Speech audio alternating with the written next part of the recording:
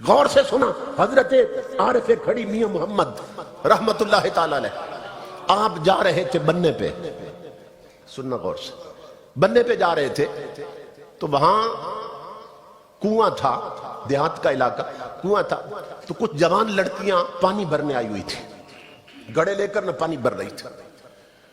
تو میاں صاحب اس وقت بیمار تھے اور گردن میں کوئی ایسی تکلیف ہو چکی تھی آپ کو کہ آپ کی نہ گردن ٹیڑھی رہتی تھی، حضرت میاں محمد رحمت اللہ علیہ گردن نہ یوں خم رہتی تھی، تو اس طرح گردن کر کے نہ بننے پہ جا رہے تھے۔ تو جوانی دیوانی ہوتی ہے، جب لڑکیوں نے دیکھا نا تو ایک لڑکی نے نقل اتاری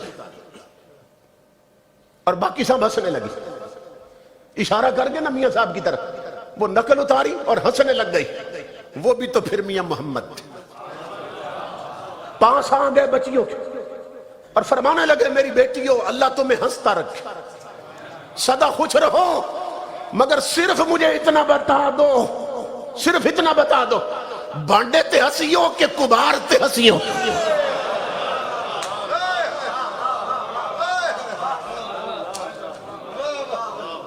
صرف اس ہنسی کا سبب بتا دو کون ہے، بانڈے تے ہنسیوں کہ کبار تے ہنسیوں؟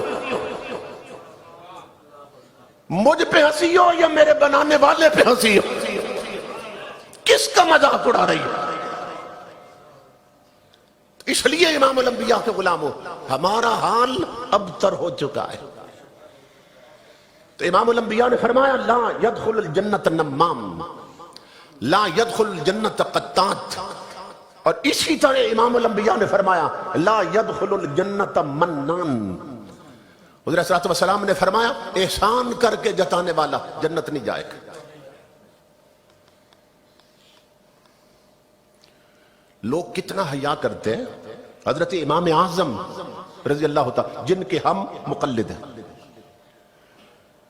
ایک شخص نے آپ کا قرض دینا تھا، جو تاریخ اس نے کہی تھی نا کہ اس تاریخ پہ لوٹا دوں گا، اس پہ وہ واپس نہ کر سکا، وقت گزر گیا، وہ تاریخ گزر گئی۔ اب امام صاحب گلی میں جا رہے تھے، وہ سامنے سے آ رہا تھا، اس نے دیکھ کر کہ میں ان کا قرض مقرر تاریخ پہ واپس نہیں کر سکا، اس نے نا شرمندگی سے راستہ بدلا، دوسری گلی میں گھس گئے۔ امام اعظم روتے ہوئے اس کے پیچھے دوڑے، اسے جا کے پیچھے سے بازو میں لیا، فرمایا میرے دوست کیا میں اتنا برا ہو گیا کہ مجھے دیکھ کر تو نے راستہ بدلا؟ کیا غلطی ہو گئی مجھ سے؟ امام اعظم پوچھنے لگے۔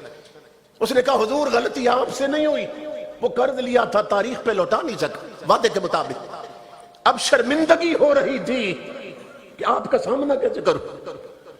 امام اعظم سر پکڑ کے رونے لگ گئے، فرمایا ہائے افسوس، میری وجہ سے میرے آقا کا امتی شرمندہ ہوا۔ فرمایا میرے دوست میری یہ خطا معاف کر دے کہ تجھے شرمندہ ہونا پڑا، میرے سبب سے راستہ بدلنا پڑا۔ اس نے کہا حضرت مجرم تو میں ہوں، شرمندہ تو مجھے ہونا چاہیے، قرض واپس نہیں لوٹا سکتا۔ آپ نے فرمایا نہیں، اس وقت مجرم میں ہوں کہ تجھے میرے سبب سے راستہ بدلنا پڑا، میری یہ خطا معاف کر۔ اتنا اصرار کیا آپ نے اور اتنا روئے، اس نے کہا معاف کر دی۔ آپ نے فرمایا احسان کا بدلہ اللہ کہتا ہے احسان سے دو، تو نے مجھے میرا یہ قصور معاف کیا، جا میں نے تجھے قرض معاف کر دی۔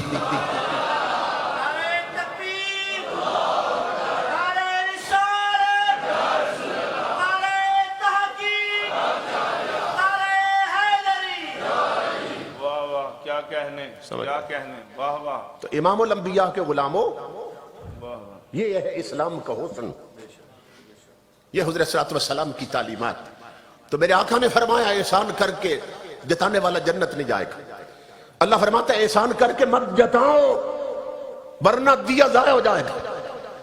جو نقطہ میں عرض کرنا چاہتا ہوں امام الانبیاء کے غلاموں وہ یہ ہے کہ جو رب ہمیں یہ ضابطہ اخلاق سکھا رہا اور قانون دے رہا احسان کر کے نہ جتاؤ، وہ خود اپنے حبیب کا احسان کر کے سارے ایمان والوں کو جتا رہا ہے۔ کیوں جتا رہا ہے؟ خود منع کر رہا ہے احسان کر کے نہ جتاؤ، اور خود کر کے جتا رہا. وہ کہتا ہے مومنوں میں نے احسان کیا تم پر کہ میں نے تمہیں اپنا حبیب عطا کر دی. تو پھر کیوں جتا رہا ہے جب خود منع کر رہا ہے احسان کر کے نہ جتا؟ اب سبب سنے، اس کا سبب کیا ہے؟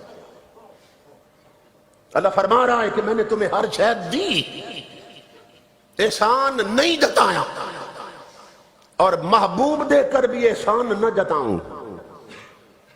تمہیں ہر نعمت دی، احسان نہیں جتایا، اور کملی والا دے کر بھی، محبوب دے کر بھی احسان نہ جتاؤں. تو کوئی بدبخت وجود مصطفیٰ کو باقی نعمتوں جیسی نعمت نہ سمجھنا چاہیے، کہ وہ یہ نہ سمجھے کہ وجود مصطفیٰ بھی باقی نعمتوں جیسی نعمت. اللہ فرماتا ہے ہر شے دی، احسان نہیں جتایا. تنہا محبوب دیا، احسان کیوں جتایا؟ تاکہ تمہیں معلوم ہو جائے دینے والے کی نظر میں وہ سب کچھ کچھ بھی نہیں، مصطفیٰ سب کچھ ہے.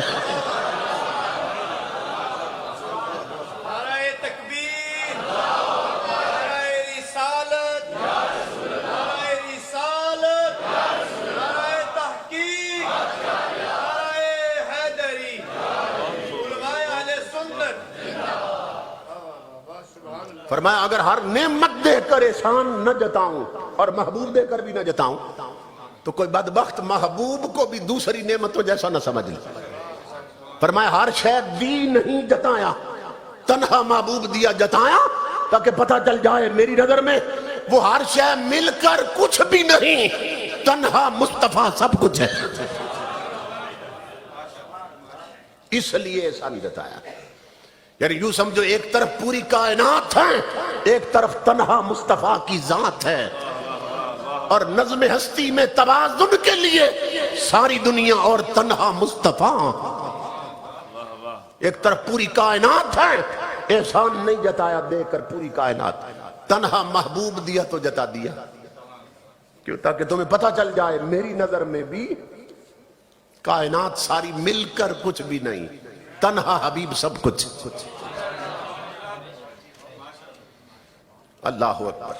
تو امام الانبیاء کے غلاموں، اللہ رب العزت نے ہمیں ماں باپ دیے. ماں باپ دیے کتنی بڑی نعمت تھی. بہنیں دیے، بھائی دیے، چچا دیے، ماموں دیے، یہ سب رشتے اللہ کی نعمت تھی. مگر اس نے بطور خاص کہیں بھی احسان نہیں جتایا کہ میں نے تمہیں ماں باپ دے کے احسان کیا، میں نے تمہیں بہنیں اور بھائی دے کے اور دوست دے کے احسان کیا تم پر. نہیں جتایا، لیکن محبوب دیا تو جتایا. کیوں؟ اس کا سبب یہ ہے، فرمایا تیری آنکھ بند ہونے کی دیر. جنہیں دوست کہتا ہے نا وہی دشمن ہو جائیں گے. کیسے؟ جب کوئی فوت ہوتا ہے تو جو گھر والے ہوتے ہیں نا قریب ترین لوگ، پہلے وہ تھوڑا سا روتے ہیں، اوپر آہوزاری کرتے ہیں، اور پھر تھوڑا سا سنبھلتے ہیں تو پھر فون کرتے ہیں برادری کو، اور وہ فون پر ہی نا انا للہ پڑھتے ہیں، افسوس کرتے ہیں بڑا افسوس ہوا. اور فون تب تک بند نہیں کرتے جب تک پوچھ نہ لیں جنازہ کتنے بجے. ایسا ہی ہے کہ نہیں؟ یعنی لفظ تو جنازہ ہی استعمال کرتے ہیں نا، اصل پوچھتے یہ ہیں بتاؤ اس کو گھر سے کب نکالو گے.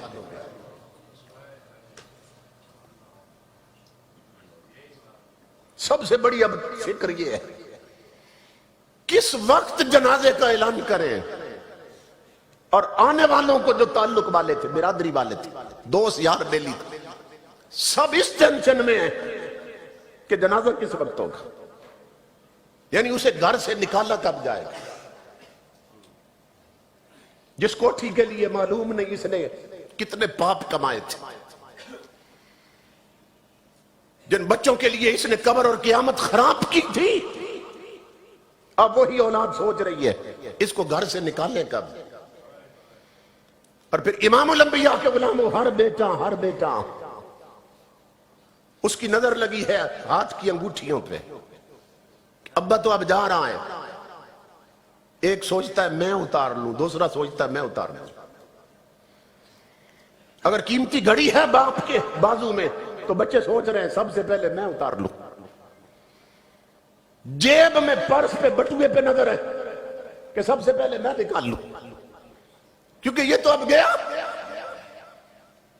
امام الانبیاء کے غلاموں صورتحال اب یہ بن چکی جن کے لیے اس نے حلال اور حرام کی تمیز ختم کی تھی، جن کے لیے اس نے قبر کی آمد گندی کی تھی، جن کے لیے اس نے جن کے برائٹ فیوچر کے لیے روشن مستقبل کے لیے یہ زندگی بھر دفتر میں حرام خوری کرتا رہا، رشوت لیتا رہا، اللہ رسول کو ناراض کرتا رہا.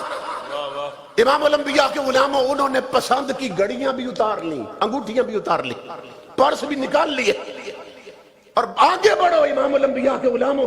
اب میت چیخ رہی ہے اور وہ کیا کہہ رہا ہے؟ وہ کہتا ہے جن پر لٹا چکا تھا میں دنیا کی نعمتیں، ان وارثوں نے مجھ کو کفن ناپ کر دیا کہ کفن کپڑا ناپا جا رہا ہے زیادہ نہ چلا جائے. جن پر لٹا چکا میں دنیا کی نعمتیں، ان وارثوں نے مجھ کو کفن ناپ کر دیا. اب گھر سے نکالا جا رہا ہے امام الانبیاء کے غلاموں، سب آ گئے، چارپائی پہ رکھا، جنازہ پڑھایا، قبر میں جا کے دفن کر دی. اپنے ہاتھوں سے مٹی ڈال رہے ہیں. حفیظ جلندری کہتا ہے جہاں قطرے کو ترسایا گیا ہوں وہیں ڈوبا ہوا پایا گیا ہوں، سپرد خاک ہی کرنا تھا مجھ کو تو پھر کاہے کو نہلایا گیا ہوں. اور میرے دوستوں اگر مٹی ہی ڈالنی تھی پھر غسل کیوں دیے تھے، پھر نیا سفید لباس کیوں پہنایا تھا مجھے؟ مگر سب مٹی ڈال رہے ہیں، سب دفن کر کے پلٹ آئے. ماں بڑی محبت کے دعوے کرتی تھی مگر وہاں نہیں رکی، باپ نہیں لیتا ساتھ، ایک رات بھی نہیں لیتے. اللہ فرماتا ہے ان کا احسان کیسے جتاؤں؟ جو حویلی کوٹھی بنگلے سے اٹھا کر تجھے جنگل کے گڑھے میں پھینک آئے ہیں، اور نادان میں احسان اس مصطفیٰ کا جتا رہا ہوں. جہاں ماں پلٹ آئی ہے وہاں مصطفیٰ پہنچا ہے.